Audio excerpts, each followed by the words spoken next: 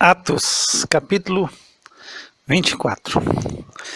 E 5 dias depois, o sumo sacerdote Ananias desceu com os anciãos e um certo Tértulo, orador, os quais compareceram perante o presidente contra Paulo.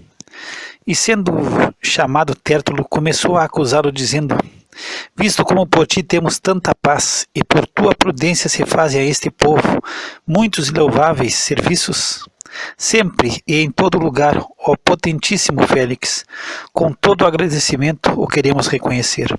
Mas, para que não te detenha muito, rogo-te que, conforme a tua equidade, nos ouça por pouco tempo.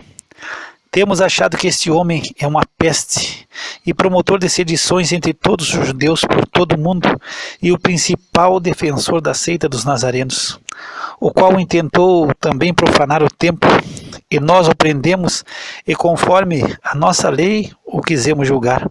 Mas sobrevindo o tribuno Lisias, nos tirou de entre as mãos com grande violência, mandando aos seus acusadores que viessem a ti, e dele tu mesmo, examinando, poderás entender tudo o que o acusamos. E também os judeus consentiam dizendo serem estas coisas assim. Paulo, porém, fazendo-lhe o presidente sinal que falasse, respondeu: porque sei que já vai para muitos anos que desta nação és juiz, com tanto melhor ânimo respondo por mim. Pois bem podes saber que não há mais de 12 dias que subi a Jerusalém a adorar, e não me acharam no templo falando com alguém, nem amotinando o povo nas sinagogas, nem na cidade, nem tampouco podem provar as coisas de que agora me acusam. Mas confesso-te isto que, conforme aquele caminho que chamam seita, assim sirvam ao Deus de nossos pais, crendo tudo quanto está escrito na lei e nos profetas, tendo esperança em Deus, como esses mesmos também esperam, de que há de haver ressurreição dos mortos, assim dos justos como dos injustos. E por isso procuro sempre ter uma consciência sem ofensa, tanto para com Deus como para com os homens. Ora, muitos anos depois vim trazer a minha nação esmolas e ofertas. Nisto me acharam já santificado no templo, não em ajuntamentos, nem com alvoroços, uns certos judeus da Ásia, os quais convinha que estivessem presentes perante ti, e me acusassem se alguma coisa contra mim tivesse. Ou digam estes mesmo, se acharam em mim alguma iniquidade quando compareci perante o conselho, a não ser essas palavras que, estando entre eles, clamei: hoje sou julgado por vós acerca da ressurreição dos mortos. Então Félix, havendo ouvido estas coisas, lhes pôs dilação, dizendo: havendo-me informado melhor deste caminho, quando o tribuno Lisias tiver descido, então tomarei inteiro conhecimento dos vossos negócios. E mandou ao centurião que o guardasse em prisão, tratando-o com brandura, e que a ninguém dos seus proibisse servi-lo ou vir ter com ele. E alguns dias depois, vindo Félix com sua mulher Drusila, que era judia, mandou chamar a Paulo, e ouvindo acerca da fé em Cristo, e tratando ele da justiça e da temperança e do juízo vindouro, Félix, amedrontado, respondeu: por agora vai-te, e tendo a oportunidade te chamarei, esperando ao mesmo tempo que Paulo lhe desse dinheiro para que o soltasse. Pelo que também muitas vezes o mandava chamar e falava com ele. Mas passados 2 anos, Félix teve por sucessor a Pórcio Festo, e querendo Félix comprazer aos judeus, deixou a Paulo preso. Capítulo 25. Entrando, pois, Festo na província, subiu dali a 3 dias de Cesareia a Jerusalém, e o sumo sacerdote e os principais dos judeus compareceram perante ele contra Paulo e lhe rogaram, pedindo como favor contra ele que o fizesse vir a Jerusalém, armando ciladas para o matarem no caminho. Mas Festo respondeu que Paulo estava guardado em Cesareia e que ele brevemente partiria para lá. Os que, pois, disse, dentre vós, têm poder, desçam comigo, e se neste homem houver algum crime, acusem-no. E havendo-se demorado entre eles mais de 10 dias, desceu a Cesareia. E no dia seguinte, assentando-se no tribunal, mandou que trouxessem Paulo. E chegando ele, rodearam-lhe os judeus que haviam descido de Jerusalém, trazendo contra Paulo muitas e graves acusações que não podiam provar. Mas ele, em sua defesa, disse: eu não pequei em coisa alguma contra a lei dos judeus, nem contra o templo, nem contra César. Todavia Festo, querendo comprazer aos judeus, respondendo a Paulo, disse: queres tu subir a Jerusalém e ser lá perante mim julgado acerca dessas coisas? Mas Paulo disse: estou perante o tribunal de César, onde convém que seja julgado. Não fiz agravo algum aos judeus, como tu muito bem sabes. Se fiz algum agravo ou cometi alguma coisa digna de morte, não recuso morrer. Mas, se nada há das coisas de que esses me acusam, ninguém me pode entregar a eles. Apelo para César. Então Festo, tendo falado com o conselho, respondeu: apelaste para César? Para César irás. E passado alguns dias, o rei Agripa e Berenice vieram a Cesareia a saudar Festo. E como ali ficassem muitos dias, Festo contou ao rei os negócios de Paulo, dizendo: um certo homem foi deixado por Félix aqui preso, por cujo respeito os principais sacerdotes e os anciãos dos judeus, estando eu em Jerusalém, compareceram perante mim pedindo sentença contra ele. Aos quais respondi não ser costume dos romanos entregar algum homem à morte, sem que o acusado tenha presente os seus acusadores e possa defender-se da acusação. De sorte que, chegando eles aqui juntos, no dia seguinte, sem demora alguma, assentado no tribunal, mandei que trouxessem o homem, acerca do qual, estando presentes os acusadores, nenhuma coisa apontaram daquelas que eu suspeitava. Tinham, porém, contra ele algumas questões acerca da sua própria superstição e de um tal Jesus morto que Paulo afirmava viver. E, estando eu perplexo acerca da inquirição desta causa, disse se queria ir a Jerusalém e lá ser julgado acerca dessas coisas. E apelando Paulo para que fosse reservado ao conhecimento de Augusto, mandei que o guardassem até que eu envie a César. Então Agripa disse a Festo: bem quisera eu também ouvir esse homem. E ele disse: amanhã o ouvirás. E no dia seguinte, vindo Agripa e Berenice com muito aparato, entraram no auditório com os tribunos e homens principais da cidade, sendo trazido Paulo por mandado de Festo. E Festo disse: rei Agripa, e todos os senhores que estáis presentes conosco, aqui vedes um homem de quem toda a multidão dos judeus me tem falado, tanto em Jerusalém como aqui, clamando que não convém que viva mais. Mas, achando eu que nenhuma coisa digna de morte fizera, e apelando ele mesmo também para Augusto, tenho determinado enviá-lo, do qual não tenho coisa alguma certa que escreva ao meu senhor. E por isso perante vós o trouxe, principalmente perante ti, ó rei Agripa, para que, depois de interrogado, tenha alguma coisa que escrever, porque me parece contra a razão enviar um preso e não notificar contra eles as acusações. Capítulo 26. Depois Agripa disse a Paulo: é permitido a ti que te defendas.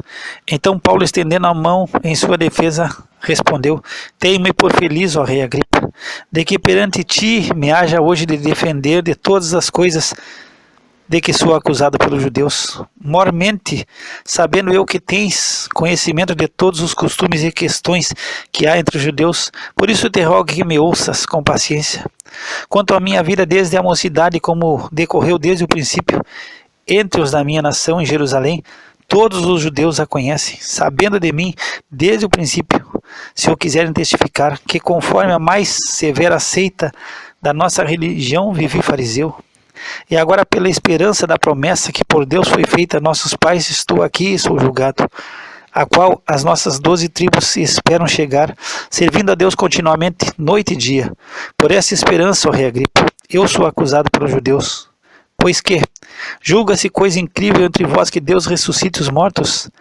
Bem tinha eu imaginado que contra o nome de Jesus Nazareno devia eu praticar muitos atos, o que também fiz em Jerusalém, e havendo recebido autorização dos principais sacerdotes, encerrei muitos dos santos nas prisões, e quando os matavam eu dava o meu voto contra eles, e castigando-os muitas vezes por todas as sinagogas, os obriguei a blasfemar, e enfurecido demasiadamente contra eles, até nas cidades estranhas os persegui. Sobre o que, indo então a Damasco com poder e comissão dos principais sacerdotes, ao meio-dia, ó rei, vi no caminho a luz do céu, que excediu o esplendor do sol, cuja claridade me envolveu a mim e aos que riam comigo. E caindo nós todos por terra, ouvi uma voz que me falava, e em língua hebraica dizia: Saulo, Saulo, por que me persegues? Dura coisa te é recalcitrar contra os aguilhões. E disse eu: quem és, Senhor? E ele respondeu: eu sou Jesus, a quem tu persegues. Mas levanta-te e põe-te sobre os teus pés, porque te apareci por isto, para te pôr por ministro e testemunha tanto das coisas que tem visto, como daquelas pelas quais te aparecerei ainda, livrando-te desse povo e dos gentios, a quem agora te envio, para lhe abrir-lhes os olhos, e das trevas os converteres à luz, e do poder de Satanás a Deus, a fim de que receba a remissão dos pecados e herança entre os que são santificados pela fé em mim. Por isso, ó rei Agripa, não fui desobediente à visão celestial. Antes anunciei primeiramente aos que estão em Damasco e em Jerusalém, e por toda a terra da Judeia, e aos gentios, que se arrependessem e se convertessem a Deus, fazendo obras dignas de arrependimento. Por causa disto, os judeus lançaram mão de mim no templo e procuram matar-me. Mas alcançando o socorro de Deus, ainda até ao dia de hoje permaneço, dando testemunho, tanto a pequenos como a grandes, não dizendo nada mais do que o que os profetas e Moisés disseram que devia acontecer. Isto é, que o Cristo devia padecer, sendo o primeiro da ressurreição dentre os mortos, devia anunciar a luz a este povo e aos gentios. E dizendo ele isto em sua defesa, disse Festo em alta voz: estás louco, Paulo?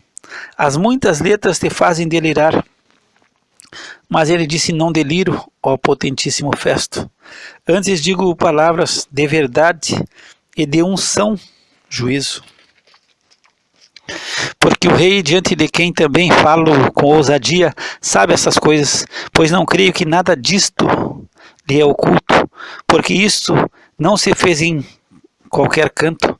Crês tu nos profetas, ó rei Agripa? Bem sei que crês. E disse Agripa a Paulo: por pouco me persuades a me fazer cristão. E disse Paulo: provera a Deus que, ou por pouco ou por muito, não somente tu, mas também todos quantos hoje me estão ouvindo, se tornassem tais qual eu sou, exceto estas cadeias. E dizendo ele isto, levantou-se o rei, o presidente Berenice e os que com eles estavam assentados. E apartando-se dali falavam uns com os outros, dizendo: esse homem nada fez digno de morte ou de prisões.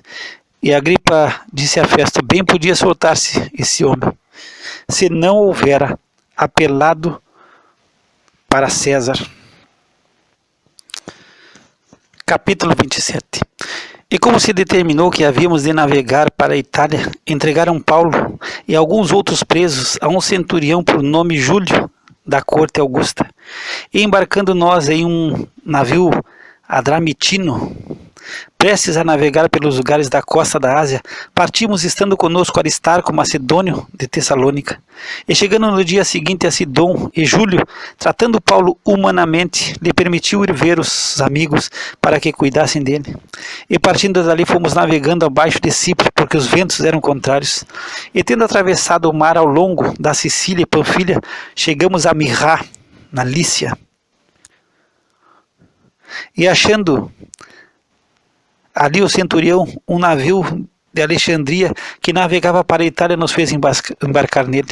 E como por muitos dias navegássemos vagorosamente, havendo chegado apenas de fronte de Cnido, não nos permitindo o vento ir mais adiante, navegamos abaixo de Creta, junto de Salmone, e costeando-a dificilmente chegamos a um lugar chamado Bons Portos, perto do qual estava a cidade de Lazéia.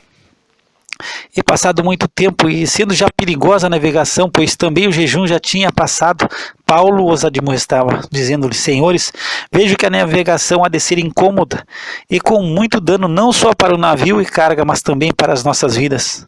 Mas o centurião cria mais no piloto e no mestre do que no que dizia Paulo. E como aquele porto não era cômodo para invernar, os mais deles foram de parecer que se partisse dali para ver se podiam chegar a Fenícia, que é um porto de Creta, que olha para o lado do vento sudoeste e noroeste, e invernar ali.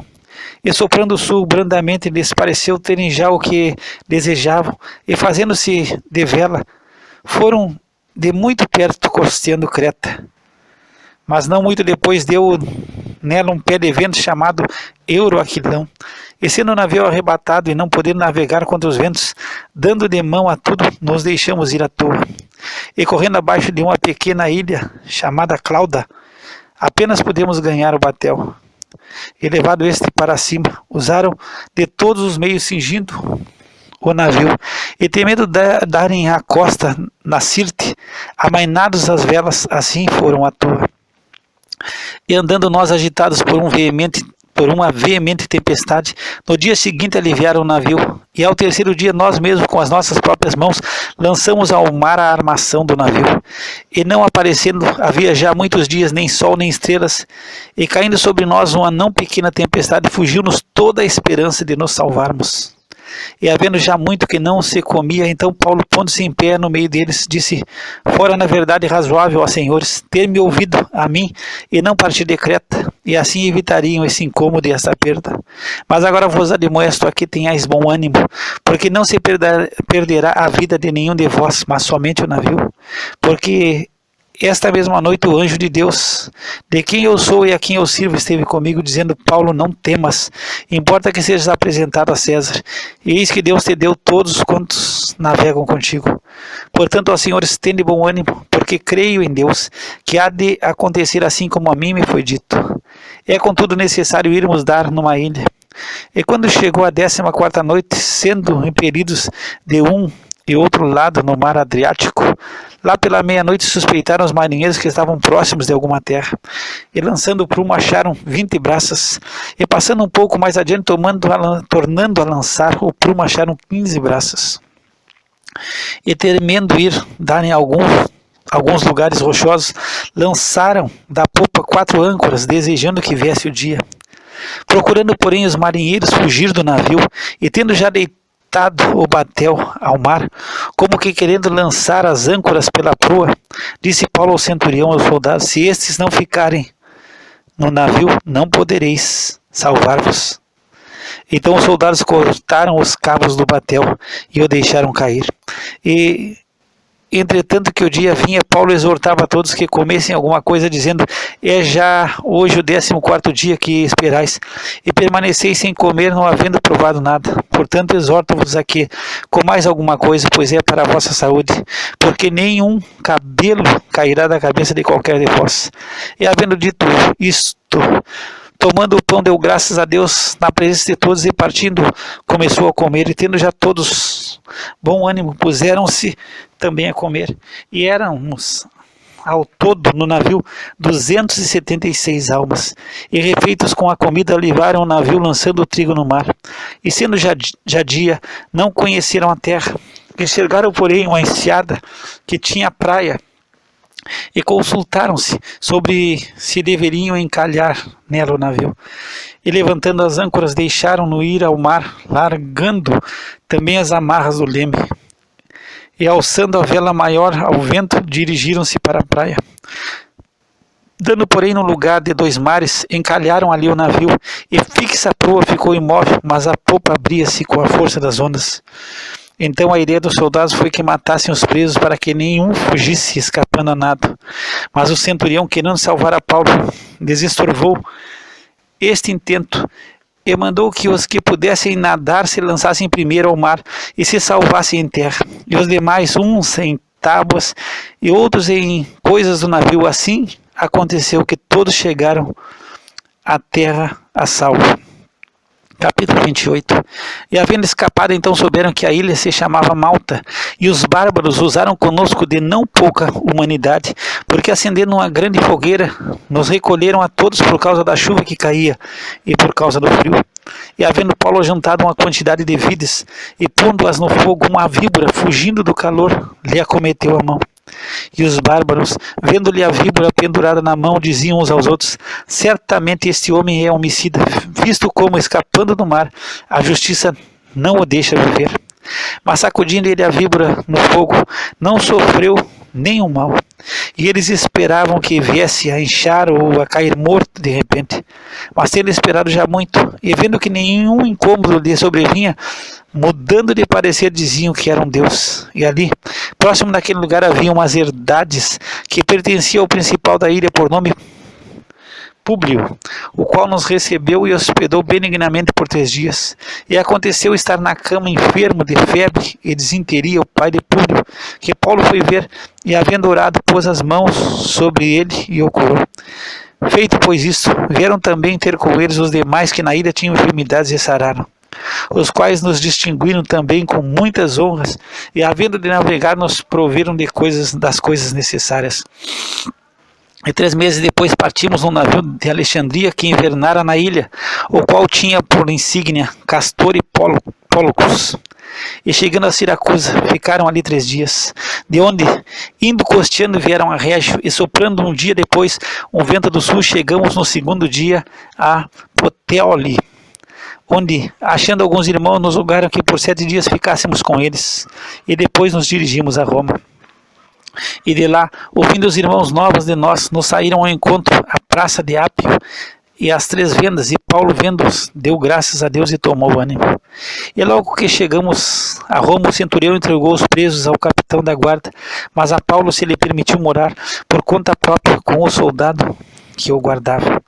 E aconteceu que 3 dias depois Paulo convocou os principais dos judeus e junto eles lhes disse: homens e irmãos, não havendo eu feito nada contra o povo ou contra os ritos paternos, vim contudo preso desde Jerusalém e entregue nas mãos dos romanos, os quais, havendo-me examinado, queriam soltar-me, por não haver em mim crime algum de morte, mas opondo-se os judeus, foi-me forçoso apelar para César, não tendo contudo de que acusar a minha nação. Por esta causa vos chamei para vos ver e falar, porque pela esperança de Israel estou com esta cadeia.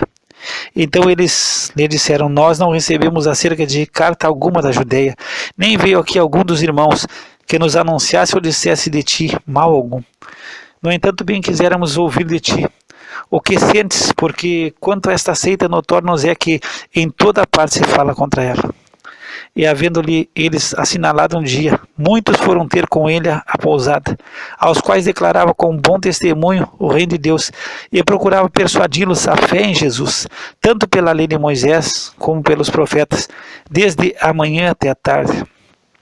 E alguns criam no que se dizia, mas outros não criam. E como ficaram entre si discordes, despediram-se dizendo Paulo esta palavra: bem falou o Espírito Santo a nossos pais pelo profeta Isaías, dizendo: vai este povo e dize, de ouvido ouvireis, e de maneira nenhuma entendereis, e vendo vereis, e de maneira nenhuma percebereis, porquanto o coração deste povo está endurecido, e com os ouvidos ouviram pesadamente, e fecharam os olhos, para que nunca com os olhos vejam, nem com os ouvidos ouçam, nem do coração entendam e se convertam, e eu os cure. Seja-vos, pois, notório que essa salvação de Deus é enviada aos gentios, e eles a ouvirão. E havendo ele dito essas palavras, partiram os judeus, tendo entre si grande contenda.